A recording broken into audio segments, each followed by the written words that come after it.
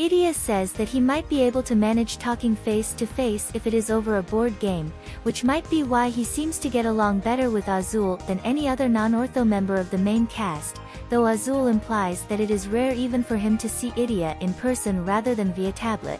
In Idia's dorm uniform vignette we see him jokingly offer Azul the position of Ignihide house warden. Idia compliments him during Vargas camp, saying that Azul's outfit matches his cool, clever vibe, but calls Azul spooky during Beanfest and says that he can't think of anyone more stubborn than Azul. When asked who he would take with him to a deserted island, Idia considers Azul as a possibility, but rejects him on the grounds that he knows he'd have to pay a high price for the help later on.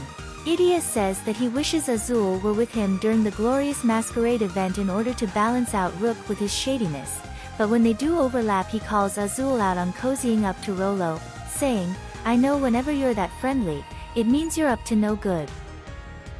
When Azul seemingly sacrifices himself for Idia and Malleus during the climax of the event, Idia explains, "This is Azul Ashengrado, a guy whose whole brand is about being greedy, miserly, underhanded, and ruthless.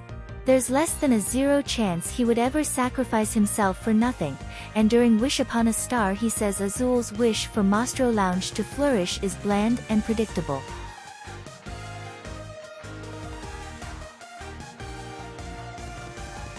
Azul uses his familiarity with Idia's quirks to convince him to participate in Halloween, which Ortho, at first, misinterprets as Azul's genuine interest in them all celebrating together. It is quickly revealed that Azul is charging money for a guidebook that features Idia's projection mapping, and did not want to have to pay for reprinting. Azul and Idia are the only 2 members of the board game club on the main cast, and Azul only joined in the first place because of Ortho. The EN version of the game says, they, as in both Idia and Ortho, introduced Azul to the strategy games that he came to love, but what Azul actually says is a jab at Idia for not interacting with him at all and leaving club member recruitment up to Ortho. This joke was not included in the English language localization, which makes it sound like both Idia and Ortho welcomed Azul to the club, which did not actually happen. In his birthday interview, Azul says that, if he could have any student from Night Raven College as a sibling, he would choose Ortho as his little brother. He claims that he envies Idia for having the adulation of such a sweet sibling, but soon reveals that he is extremely impressed by Ortho's prowess at gathering information and doing calculations. "If you were my brother, I'd have such an easy time compiling my monthly budgets and proceeds.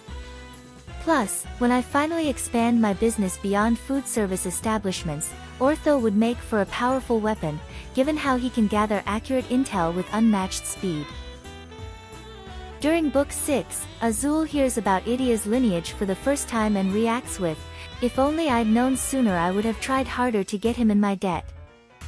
Azul doesn't seem to have the greatest opinion of Idia, saying during Vargas camp that he had expected him to slow them down, but Idia was even more useless than he could have imagined, and coming close to saying that Idia getting kidnapped by Eliza is hilarious. He also identifies the meteor shower during Wish Upon a Star as Idia's work, saying, "There's no other explanation. It's a crime to hold such an astonishing show without charging any money." He assists Idia with upgrading Ortho's gear in exchange for a piece of technomatic equipment that he intends to sell after it has appreciated even further as something handcrafted by the renowned genius Idia himself. When they are kidnapped by Stux, Azul optimistically offers the possibility that Idia might convince their captors to release them, but Leona is dubious. In his first birthday card, Azul has a voice line about Idia gifting him a board game, saying, "I can't wait to crush him in it." In his third birthday card he has a line of, "I suffered a crushing defeat by Idia in a board game." Azul and Idia are often bickering, with Idia insulting Azul's stamina during Glorious Masquerade and accusing him of hiding behind the excuse of being a mermaid when he defends himself. He also calls Azul out on sucking up to Train and heckles him when the group becomes lost in the bell tower, but they find common ground over emphasizing that Rolo targeting Malleus is what got them into trouble during the event. Malleus is not amused. When Azul expresses concern over the VR experiments that Idia performs on them during Book 6, Idia and Ortho ignore him, and when Idia pleads with Azul for his help during Phantom Bride, Azul responds, "I can't see through all my tears of joy. My heartfelt congratulations. I'm sure it's going to be a wonderful wedding." Azul is just as willing as the other students to sacrifice Idia to Eliza. When Idia tries to shame the others for abandoning him and Vil and Leona point out that he tried to sacrifice them to save himself, Azul observes, "It would appear he has so little to say in his defense, he's resorted to high-pitched squealing." The two also tease each other during Vargas camp, with Azul brushing dirt off Idia's legs after he has spent a day doing squats in punishment for sneaking in a smartphone.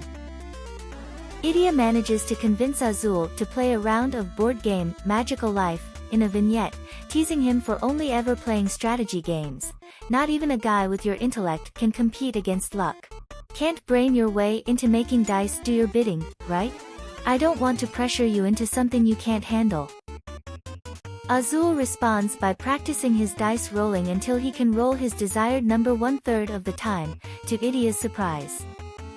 There are at least 2 instances of the two characters translating for one another, once in a vignette where Idia has difficulty explaining why he needs Grimm's help, and again in Glorious Masquerade when Azul uses a chess analogy to explain his strategy for reaching Rolo that other characters are not able to understand.